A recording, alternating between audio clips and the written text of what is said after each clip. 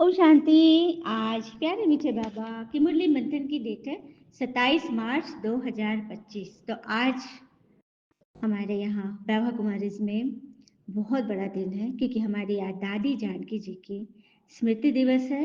वो दादी जानकी जो बाबा के संग इस तरह से रची बसी थी कि उन्हें स्टेबल माइंड की लेडी का खिताब मिला है। हमेशा उनकी माइंड एक ही अवस्था में रहती थी। ये रिसर्च करके पता किया गया है कि हमारी दादी जान की ऐसी थी। उनकी उम्र 104 वर्ष की आयु के बाद उन्होंने शरीर छोड़ा और उनका एक ही मतलब बात था कि मैं कौन और मेरा कौन। तो मैं आत्मा और मेरा परमात्मा, बस इसी चीज में वो रमी रहती थी और हमेशा प्रसन्न और हमेशा उमंग उत्साह तो जैसे उनके अंदर कूट कूट के भरी हुई थी। उस पर एक अच्छी सी वीडियो अलग से है, वो वो भी जाएगी। तो अभी बाबा का बात ही सुन लेते हैं। आज बाबा ने क्या कहा। बाबा ने कहा, मीठे बच्चे, खेवैया आया है तुम्हारी नैया पार लगाने। तुम बाबा से सच्चे होकर रहो तो नैया हिले डुलेगी लेकिन डूब नहीं सकती। किससे सच्चा रहना है हमें? भगवान से सच्चा। हम सच्चे हैं ना, तो सच्चे पिता के संग ही रहिए। यदि कहीं और इधर उधर मन भटका तो फिर हम झूठे ही हो गए। ठीक है, तो झूठ से बचिए और सच्चे के साथ हमेशा सच्चा होके रहिए। आत्मा आत्मा सच्ची है सिर्फ और सिर्फ, शरीर तो झूठा है। ठीक है, तो हमारी नैया पार लगाने भगवान आए हैं। जो हिलती डुलती तो जरूर है, बातें तो आती है जीवन में, लेकिन हमें फंसना नहीं है। खिवैया भगवान है, उन पर निश्चय करके आगे बढ़ते जाना है। और कहते हैं ना, तलाशने की नहीं तराशने की कोशिश करें। तलाशेंगे तो कमी ही कमी नजर आएगी, और अगर तराशेंगे तो खूबियां नजर आएगी। तो पहले स्वयं को ही खोजिए, स्वयं को ही ढूंढिए कि कहीं मेरा मन खो तो नहीं गया है। प्रश्न है, बाबा की याद बच्चों को यथार्थ न रहने का मुख्य कारण क्या है? बाबा की याद बच्चों की यथार्थ न रहने का मुख्य कारण क्या है? मतलब भगवान की याद बच्चे नहीं कर पाते हैं, इसका मुख्य कारण शरीर में आते हैं ना, सब भूल जाते हैं कि हम आत्मा निराकार है, मेरा बाबा भी निराकार है। शरीर में आते हो, कर्म धंधे में फंसते हो तो याद भूल जाते हैं, क्योंकि बाबा तो दिखाई नहीं देता। देही अभिमानी बन अपने को बिनती समझेंगे तभी तो बाबा की याद सहज होगी, वरना तो मेहनत ही लगेगी। देखिए, एक होता है याद लगाना और दूसरा होता है याद में रहना। हम हर कर्म याद में कर रहे हैं, हम बाबा की याद में ही है।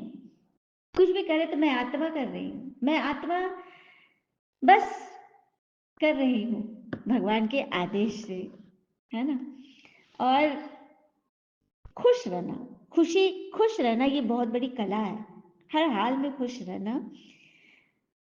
किस तरह से हम, कैसे भी परिस्थिति हो उसमें कैसे अपने आप को बचा ले, अपने मन को कैसे बचा ले, कितने शक्ति से रहे, आइए वो अनुभव सुनते हैं जो हमारी अभी ताजी ताजी अंतरिक्ष से जो लौटी है ना, सुनीता विलियम्स और उनके साथी।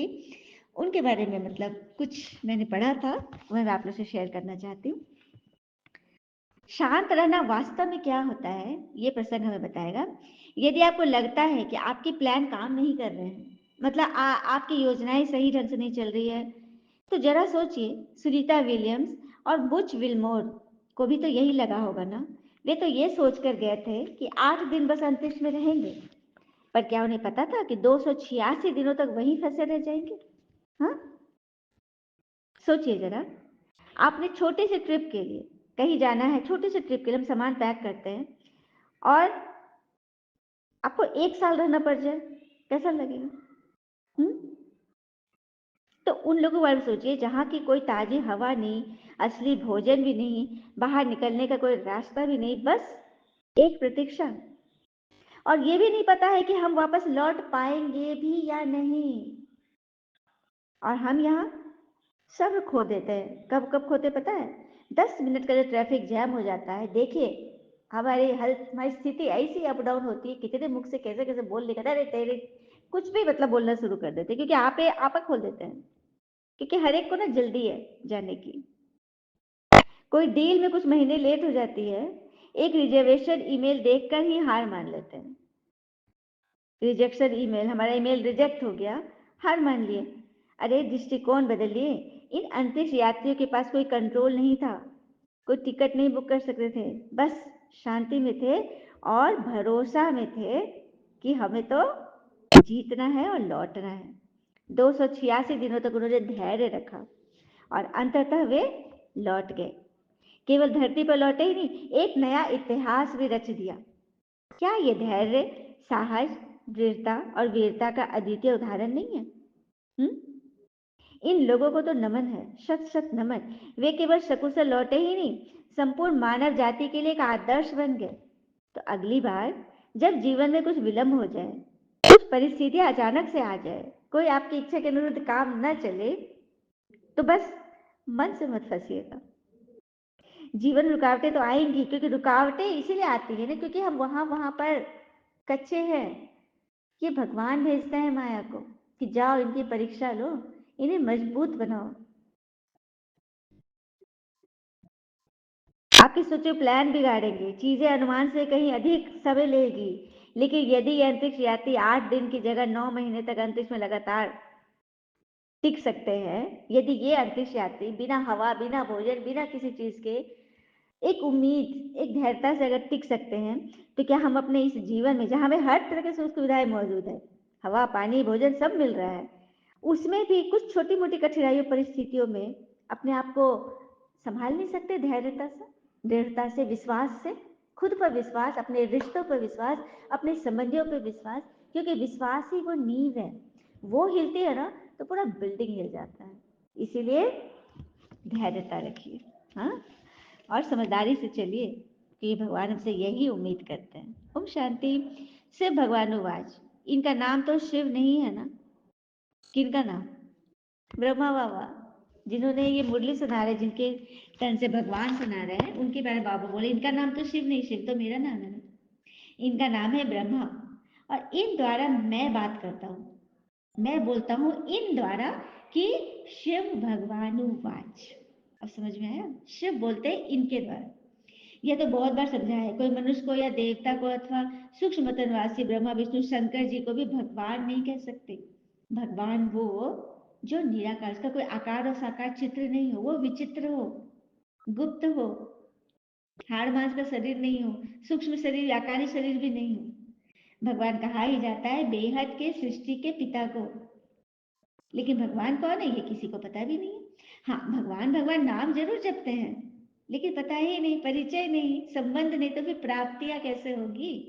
सिर्फ नाम जानने से थोड़ी होता है। प्रधानमंत्री हमारे मोदी जी, राष्ट्रपति हमारे मुर्मू जी, सिर्फ हम नाम जान रहे हैं, लेकिन परिचय नहीं, संबंध नहीं, तो फिर प्राप्ति, पर्सनली प्राप्ति कहाँ से होगी? इसीलिए भगवान को स्वयं आना पड़ा है अपने बारे में बताने के, अरे मुझसे मिलो, मुझसे भरो, भोले भंडारी आ गए भंडारा लेके। बेहद का बाबा हमारा है सच्चा हीरा। हीरे को बहुत अच्छी डिब्बी में डाला जाता है ना, कोई हीरा को, उसके लिए डिब्बी भी तो खास होता है। कोई के पास अच्छे हीरे होते हैं तो किसको दिखलाते हो, तो सोने चांदी की डिब्बी में डाल कर फिर दिखाते हैं, मतलब अच्छे डिब्बी में दिखाते हैं। हीरे को जौहरी ही जाने और कोई न जान सके, झूठा हीरा दिखाए तो भी किसको पता भी न पड़े। हाँ, उसी में सच्चा हीरा भी, झूठा हीरा भी मिल जाता है। दुनिया, लोगों को तो नहीं पता चलेगा, लेकिन ईश्वर को पता चल जाएगा कौन सच्चा है कौन झूठा है। ठीक है, कौन झूठ भान में रहता है, कौन सच भान में रहता है, ये भगवान को पता है। ऐसे बहुत ठग आते हैं, उनको खुद भी नहीं पता होता है कि वो गलत कर रहे हैं। मतलब माया इस तरह से माथा मोड़ लेती है। गाय भी जाता है ना, सच की नाव हिलेगी डुलेगी पर डूबेगी नहीं, झूठ की नाव हिलती नहीं है, सीधे डूब ही जाती है। सुन लिया? झूठ के पाँव नहीं होते, पता है ना? तो हम किस नाव में बैठे हैं? परमात्मा की नाव में। खिवैया वो है, तो फिर हम क्यों सोचे, हम क्यों डरे? हाँ, खिवैया बाबा आया है जो बागवान भी है, बगीचे का मालिक भी है। और कि दुनिया तो भी कांटों का जंगल बना हुआ है, कांटे ही कांटे, क्यों, क्या, कैसे, ऐसे वैसे, बस कांटे। सभी पतित है ना, भगवान को याद तो सभी करते हैं, बाबा के बच्चे भी, लेकिन कांटे तो निकलता ही नहीं है। तो ऐसे सच्चे पिता के साथ कोई सच्चा बिरला ही रह सकता है, कोई बिरला ही रहेगा सच्चा सच्चे पिता के साथ। ठीक है, भगवान को कहा जाता है ना परमपिता परमात्मा, यह समझना तो बिल्कुल सहज है। परमपिता अर्थात परे से परे रहने वाला परम आत्मा, तुमको कहा जाता है आत्मा, तुमको परम नहीं कहेंगे। सुना? हम हैं आत्माएं, अब परम है वो, परे ते परे, परम परम चरम की अवस्था में जो रहने वाला है उसे कहते हैं परम पिता परमात्मा, सबसे परे ते परे वही है हमारे पिता, जो स्वयं अपने बारे में बता रहे हैं कि मैं आ गया।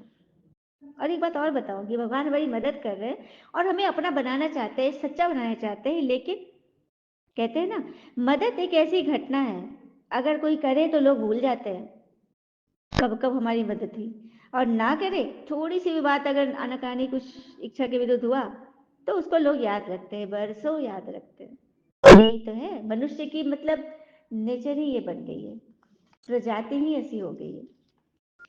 तो उसे सुधार लाइए, खुद को खुद ही संभालिए। और नंबर वन कांटा है ही अब दे अभिमान का, मैं ये हूँ, मैं वो हूँ, मैं ये कर सकता हूँ, मैंने ये किया। फिर है काम का कांटा, कामना का कांटा, किसी व्यक्ति वस्तु वैभव से कामना रख लेना। एक और बात बताऊंगी, औसत दिमाग घटनाओं पे चर्चा करते हैं, दिमाग के बारे में यहाँ पर एक्सप्लेनेशन है। औसत दिमाग घटनाओं पर चर्चा करते हैं, छोटे दिमाग वाले लोग चर्चा करते हैं, और महान दिमाग वाले विचारों पर चर्चा करते हैं। बड़े बड़े विचार, बड़े बड़े ज्ञान की बातों पर चर्चा करते हैं। तो कैसा बनना है हमें, महान बनना है ना, तो महान दिमाग वाले बनिए। अभी बाबा समझाते हैं, तुम इन आंखों से जो कुछ देखते हो विनाश होने का है। अब तुमको चलना है शांति धाम, अपने घर को और राजधानी को याद करो। घर की याद के साथ साथ बाबा की याद भी जरूरी है, क्योंकि घर कोई पतित पावन नहीं है, वहां कोई पतित तो जा नहीं सकता, पावन यही बनना पड़े, तभी तो पतित पावन आए हैं, हाँ, हमें ले जाने के लिए। बाबा समझाते हैं, तुमको 5 विकार रूपी रावण ने तुच्छ बुद्धि बना दिया, इसलिए देवताओं के आगे जाकर नमस्ते करते हैं। कोई तो नास्तिक होते हैं, किसको भी मानते नहीं, ये भी बात है, देवताओं को भी नहीं मानते, हाँ, समझते हैं हम ही सब कुछ है, नेचर ही सब कुछ है। तो ऐसी बात है। बाबा कहते 5,000 वर्ष पहले मैंने समझाया था, लिखा हुआ है ना, परमपिता परमात्मा ब्रह्मा द्वारा स्थापना करते हैं। तो ब्रह्मा भी तो उनके संतान ही ठहरे ना। प्रजापिता ब्रह्मा को बाबा ने मशहूर कर दिया, क्योंकि उनके तन में भगवान ने प्रवेश किया। तो उनके मुख से जो ज्ञान चला, तो जरूर ब्राह्मण ब्राह्मणियां भी रचे जाएंगे। अभी तुम शुद्ध धर्म से निकलकर ब्राह्मण धर्म में आ गए हो। वास्तव में हिंदू कहलाने वाले जो थे ना, अपने असली धर्म को नहीं जानते थे, इसीलिए अपने को हिंदू मानने लगे। हिंदू नाम ही निकला है। हिंदुस्तान मतलब कि सिंधु नदी थी ना भारत में, पाकिस्तान में भी है, सिंधु से ही बना हिंदू, सिंध हिंद, हिंद से फिर हिंदू, ऐसे करके ना हिंदू धर्म अपना मानने लगे। हिंदू लोग ना बहुत भटकते हैं, मन बहुत भटकता है उनका, कोई कुछ बोले इस धर्म के उस धर्म, हर धर्म में जाएंगे। देखिए क्रिश्चियन लोग, मुस्लिम लोग, वो लोग नहीं आते, वो लोग अपने ही धर्म में पक्के होते हैं। इसलिए बाबा कहते हैं सनातनी जो होगा ना, रियल जो सनातनी होगा, वो अपनी छत्र छाया छोड़कर कहीं नहीं जाएगा। भगवान को छोड़कर क्या हम लोग जा सकते हैं कहीं? नहीं ना। तो मुझे याद करने से तुम पतित से पावन बनोगे। मैं हूं ही पतित पावन, मुझे याद करो तो तुम पावन बन जाएंगे। इस पतित दुनिया का विनाश सामने खड़ा है, विनाश तो जरूर होना है, यह भी सबको निश्चय करना पड़ेगा। रिहर्सल तो होती रहती, बीच बीच में होता है ना, प्रकृति लेती है ना चांस। हम्म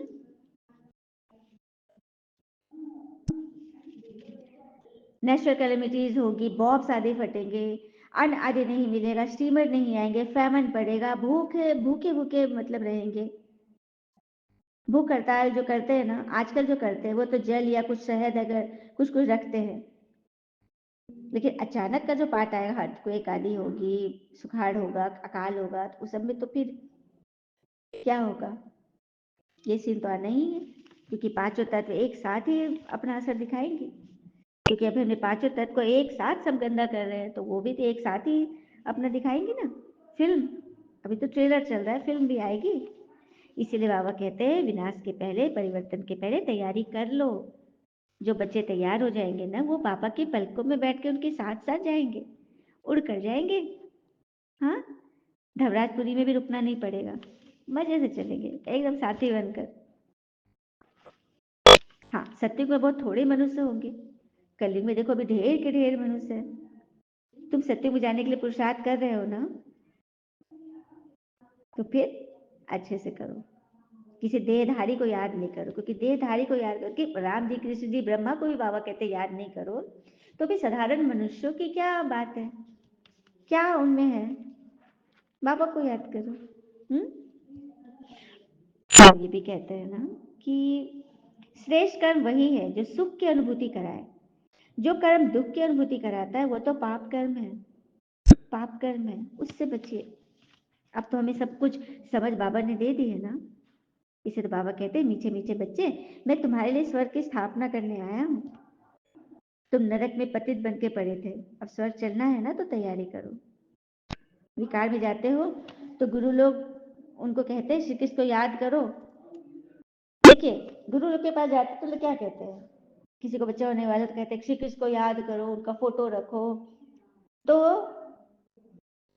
कृष्ण जैसा बच्चा होगा, मतलब कि स्वर्गीय सुखों से भरपूर बच्चा होगा।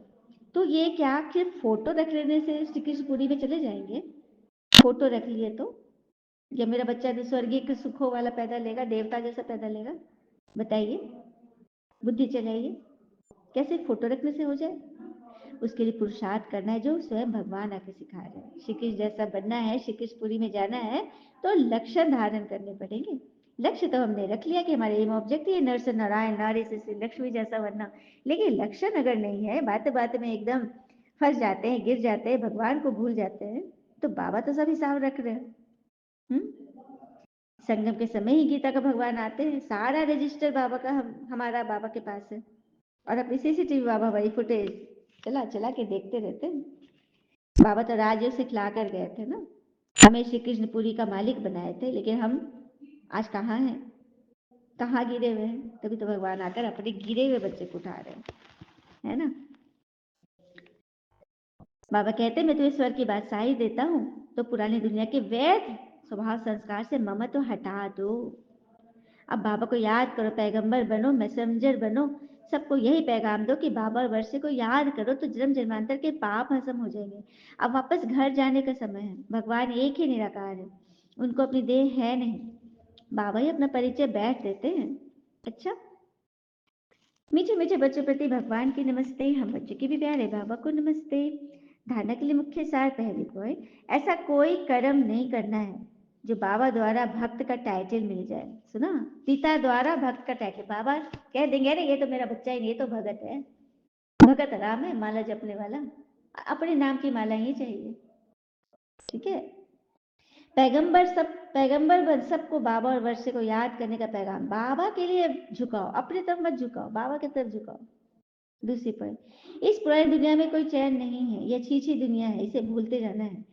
घर की याद के साथ साथ पावन बनने के लिए बाबा को भी जरूर याद करना है। वरदान है, प्रवृत्ति में रहते परवृत्ति में रहने वाले निरंतर योगी भव। प्रवृत्ति में रहते परवृत्ति में रहने वाले निरंतर योगी भव। प्रवृत्ति था परिवार में रहते,